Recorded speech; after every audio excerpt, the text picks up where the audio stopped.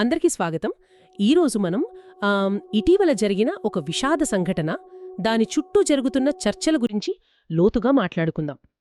Turning point USA అంటే టీపీయూఎస్ఏ వ్యవస్థాపకుడు Charlie Kirk కేవలం 31 ఏళ్ల వయసులో హత్యకు గురి అయ్యారు. ఇది చాలా ప్రశ్నలను చాలా భావోద్వేగాలను కూడా రేకెత్తించింది కదా. మన ఈ విశ్లేషణకు ఫాక్స్ న్యూస్ రిపోర్ట్, అలాగే రచయిత ర్యాండీ ఆల్కాన్ రాసిన ఒక బ్లాగ్ పోస్ట్ ఆధారం.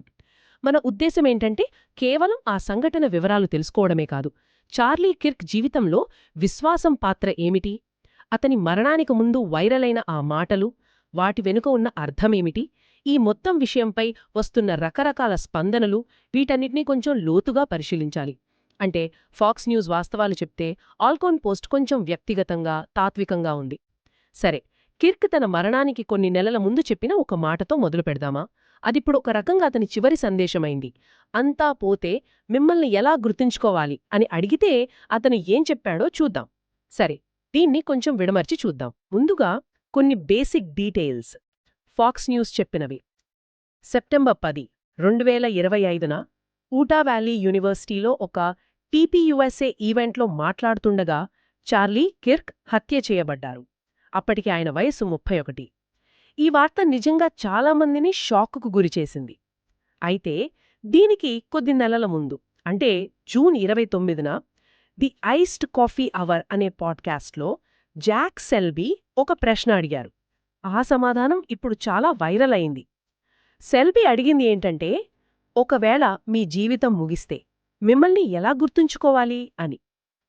దానికి కిర్క్ సమాధానం, నా విశ్వాసం పట్ల నాకున్న ధైర్యానికి నన్ను గుర్తుంచుకోవాలి. అదే అన్నిటికన్నా ముఖ్యం. నా విశ్వాసమే నాకు అత్యంత ముఖ్యం అని చెప్పారు.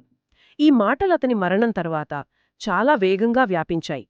మరి ఈ విశ్వాసం కోసం ధైర్యం అనేది కేవలం అతని పర్సనల్ నమ్మకం గురించేనా, లేక అతని పబ్లిక్ లైఫ్, పాలిటిక్స్ వాటిని కూడా చూపిస్తుందా?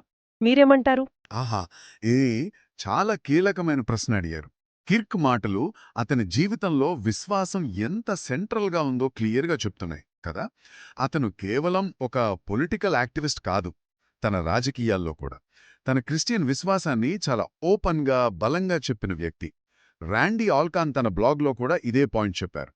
కిర్క్ రాజకీయాల వెనుక అతని విశ్వాసం ఒక డ్రైవింగ్ ఫోర్స్ అని ఆల్కాన్ భావిస్తున్నారు. కాబట్టి ఆ మాటలు కేవలం పర్సనల్ బిలీఫ్ గురించి కాదు, అతని మొత్తం పబ్లిక్ పర్సోనాకి, అతను నడిపిన ఉద్యమానికి కూడా వర్తిస్తాయని చెప్పొచ్చు. అవును, నిజమే. సోషల్ మీడియాలో రెస్పాన్సులు కూడా అలాగే ఉన్నాయి. ఎక్స్లో, అంటే పాత ట్విట్టర్లో, ఒక యూజర్ చార్లీ కిర్క్ వల్ల నేను దేవుడికి మరింత దగ్గరవ్వాలనుకుంటున్నాను అన్నారు. ఇంకొకరు, అతను తన విశ్వాసం గురించి మాట్లాడటానికి భయపడలేదు, సిగ్గుపడలేదు, అతన్ని చూస్తే నేను ఇంకా ధైర్యంగా ఉండాలనుకుంటున్నాను అని రాశారు. ఇన్స్టాగ్రామ్లో కూడా చార్లీ తన విశ్వాసం ప్రకారమే జీవించాడు, సత్యాన్ని చెప్పడంలో ఉన్న రిస్క్ తెలిసే చివరికి ప్రాణాలర్పించాడు అని ఒక కామెంట్ ఉంది. ఈ స్పందనలు చూస్తుంటే అతని ఫాలోవర్స్పై అతని విశ్వాస ప్రకటన ప్రభావం బాగా కనిపిస్తోంది. కిర్క్ బ్యాక్గ్రౌండ్ కూడా ఇంట్రెస్టింగ్ కదా. చాలా చిన్న వయసులో, అంటే 18 ఏళ్లకే 2012లో టీపీయూఎస్ఏ సహస్థాపించాడు. ఆ సంస్థ చాలా తక్కువ టైంలోనే అమెరికాలో యంగ్ కన్జర్వేటివ్స్ పై మంచి ప్రభావం చూపే స్థాయికొచ్చింది. ముఖ్యంగా కాలేజ్ క్యాంపసుల్లో ప్రోగ్రామ్స్ చేయడం, కన్జర్వేటివ్ ఐడియాలజీని ప్రచారం చేయడం, వీటి ద్వారా నేషనల్ లెవెల్లో పాపులర్ అయ్యాడు. అయితే టీపీయూఎస్ఏ యాక్టివిటీస్ కొన్నిసార్లు కాంట్రవర్సీ అయ్యాయని, క్యాంపస్లలో నిరసనలు కూడా జరిగాయని వార్తలున్నాయి. అవును, టీపీయూఎస్ఏ ఈవెంట్స్ తరచుగా చర్చనీయాంశమయ్యేవి, అది నిజమే. ఈ వివాదాస్పద వాతావరణంలోనే ర్యాండీ ఆల్కార్న్ కిర్క్ డైలాగ్ స్టైల్ గురించి ఒక ఆసక్తికరమైన విషయం చెప్పారు. బహుశా కొందరికి ఇది కొంచెం ఆశ్చర్యం కలగవచ్చు. అదేమిటంటే, భిన్నాభిప్రాయాలున్న వాళ్లతో కూడా కిర్క్ తర్కబద్ధంగా, గౌరవంగా మాట్లాడటానికి ప్రయత్నించేవాడని ఆల్కార్న్ గుర్తు చేసుకున్నారు. ఆల్కార్న్ చెప్పిన ప్రకారం కిర్క్ కేవలం అరిచి గెలవాలని చూడలేదు, అతను ఓపెన్ డిబేట్ని, లాజికల్ కన్సిస్టెన్సీని నమ్మాడు. అంటే ఆర్గ్యుమెంట్స్ ఒకదానికొకటి పొంతనగా ఉండాలి కదా. తనను ఛాలెంజ్ చేసేవాళ్లను ఆహ్వానించి వాళ్లకు దయతో సమాధానమిచ్చే ప్రయత్నం చేసేవాడని ఆల్కార్న్ చెప్పారు. కొన్ని వీడియో క్లిప్స్లో అగ్రెసివ్గా క్వశ్చన్స్ అడిగిన వాళ్ల పట్ల కూడా కిర్క్ చాలా కామ్గా, దయతో ఉండటంతో చూశానని ఆల్కార్న్ రాశారు. అంటే అరుపులు, తిట్లు లేని పొలిటికల్ డిస్కషన్ను కిర్క్ ఎంకరేజ్ చేశాడని మెచ్చుకున్నారు. ఒక పక్క తీవ్రమైన కొన్నిసార్లు కాంట్రవర్షియల్ రాజకీయ వాదనలు, మరోపక్క గౌరవప్రదమైన సంవాదం మీద నమ్మకం. ఈ రెండూ ఒకే వ్యక్తిలో ఉండటం కొంచెం కాంట్రాస్ట్ అనిపిస్తుంది కదా. బహుశా పబ్లిక్ లైఫ్లో ఉండే కాంప్లెక్సిటీ ఇదేమో. ఏదేమైనా అభిప్రాయాలతో ఏకీభవించినా విభేదించినా హింస మాత్రం ఎప్పటికీ సమాధానం కాకూడదు అనేది ఆల్కాన్ ఆర్టికల్లో మరో ముఖ్యమైన పాయింట్. ఖచ్చితంగా ఆ పాయింట్ చాలా క్లియర్గా చెప్పారు ఆల్కాన్. పొలిటికల్ డిఫరెన్సెస్కి గానీ ఫ్రీ స్పీచ్కి గానీ వయలెన్స్ అనేది సొల్యూషన్ కాదు.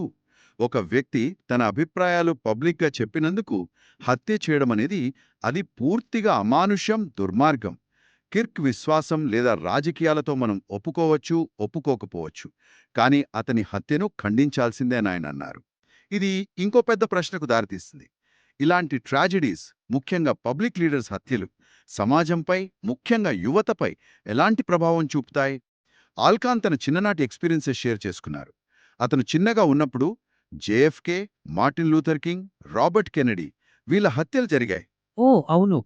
ఆ సంఘటనలు తనను ఎంత కలచివేశాయో, ఆ లీడర్స్ని ఆదర్శంగా తీసుకున్న తనలాంటి యువతలో ఎలాంటి నిస్సహాయత, శూన్యత మిగిల్చాయో వివరించారు. ఆ రోజుల్లో తనకు దేవుడి మీద నమ్మకం లేకపోవడం వల్ల ఆ హత్యలు ఇంకా ఎక్కువ భయాన్ని, నిరాశను కలిగించాయని గుర్తు చేసుకున్నారు. ఆల్కాన్ తన 19-ఇయర్ మనవడి రియాక్షన్ కూడా షేర్ చేసుకోవడం చాలా టచింగ్గా ఉంది. కిర్క్ మరణవార్త తెలిసిన కొన్ని గంటల్లో ఆ అబ్బాయి పంపిన టెక్స్ట్ మెసేజ్ ఇది. ఇది అతని కుటుంబానికి, మన దేశానికి చాలా భయంకరం. ఇది చీకటి సమయం. ఇంకా హింస జరగకుండా ప్రార్థిస్తున్నాను. ఈ హత్య ఎంత భయంకరమో తెలుసుకోవడం, అదే టైంలో యేసు లేకపోతే మనమందరం మన పాపాలకు తగిన శిక్ష అనుభవిస్తామని తెలుసుకోవడం, రెండూ ఒకేసారి ఆలోచించడం చాలా గంభీరంగా ఉంది అని రాశాడు. యువత ఆలోచనల్లోని లోతు, వాళ్ళ స్పిరిచువల్ స్ట్రగుల్స్ ఇందులో కనిపిస్తున్నాయి. అవును, ఆ టెక్స్ట్ చాలా డీప్. ఇది మనల్ని ఆల్కాన్ వ్యాసంలోని మరో కీలకమైన ఫిలసాఫికల్, థియోలాజికల్ పాయింట్కి తీసుకెళ్తుంది. అదేమిటంటే జీవితం యొక్క అనిశ్చితి, అంటే బ్రెవిటీ ఆఫ్ లైఫ్, మరియు దేవుని సర్వాధిపత్యం, అంటే సావరెంటీ ఆఫ్ గాడ్. జీవితం ఎంత అశాశ్వతమో, రేపు ఏం జరుగుతుందో ఎవరికీ తెలీదు అని ఆల్కాన్ గుర్తు చేస్తున్నారు. బైబిల్లోని కొన్ని వచనాలు కూడా కోట్ చేశారు. వాటి సారాంశం ఏంటంటే, మన ప్రాణం కాసేపు కనిపించి మాయమయ్యే ఆవిరి లాంటిది. గాలిని ఆపడం మన చేతుల్లో లేదు, అలాగే మరణం ఎప్పుడొస్తుందో మనకు తెలీదు. కాబట్టి మనకున్న ఈ కొద్ది రోజుల్ని తెలివిగా వాడుకోవడం నేర్చుకోవాలని బైబిల్ చెప్తుందని ఆల్కాన్ వివరిస్తున్నారు. అయితే ఇక్కడ ఒక ఇంపార్టెంట్ పాయింట్ ఉంది. దేవుడు సర్వాధిపత్యుడు, అంటే అల్టిమేట్గా అంతా ఆయన కంట్రోల్లోనే ఉందని నమ్మడం. ఇది ఫేటలిజం కాదు, అంటే అంతా ముందే రాసిపెట్టి ఉంది, మనం ఏం చేయలేమనే నిస్సహాయత కాదు. బదులుగా ప్రేమగల దేవుడు కంట్రోల్లో ఉన్నాడనే నమ్మకం భయాన్ని తగ్గించి శాంతిని, విశ్రాంతిని ఇస్తుందని ఆల్కాన్ వాదిస్తున్నాడు. జీవితం అనిశ్చితం, విషాదాలు జరగవచ్చు అన్నప్పుడు మరి ఆశ ఎక్కడుంది? హోప్. దీని గురించి ఆల్కాన్ ఏమైనా చెప్పారా? ఇది చాలా ముఖ్యం కదా ఇలాంటి టైమ్స్లో. ఖచ్చితంగా. ఆశ గురించి కూడా ఆల్కార్న్ చాలా క్లియర్గా రాశారు. ఆయన దృష్టిలో ఆశ అంటే కేవలం ఇలా జరిగితే బాగుండును అనుకునే కోరిక కాదు, అది దృఢమైన నిరీక్షణ అన్నారు. ట్రస్టెడ్ యాంటిసిపేషన్, అంటే సర్వజ్ఞాని అయిన, శిలువపై మన కోసం ప్రాణమిచ్చిన దేవుడు చేసిన ప్రామిసెస్ మీద ఆధారపడిన గట్టి నమ్మకం అన్నమాట. రోమాపత్రికలోని మాటలు ఉటంకిస్తూ ఎలాంటి కష్టాలు, హింసలు, ప్రమాదాలు, చివరికి మరణం కూడా మనల్ని క్రీస్తు యేసులోని దేవుని ప్రేమ నుండి వేరు చేయలేవని ఆయన భరోసా ఇస్తున్నారు. అలాగే విలాపవాక్యములు గ్రంథంలోని మాటలు గుర్తు చేస్తూ దేవుని కృప, ఆయన ప్రేమ ప్రతి ఉదయం కొత్తగా ఉంటాయని, ఆయన నమ్మదగినవాడని, కాబట్టి ఆయనపై ఆశ పెట్టుకోవడం మంచిదని చెప్పారు.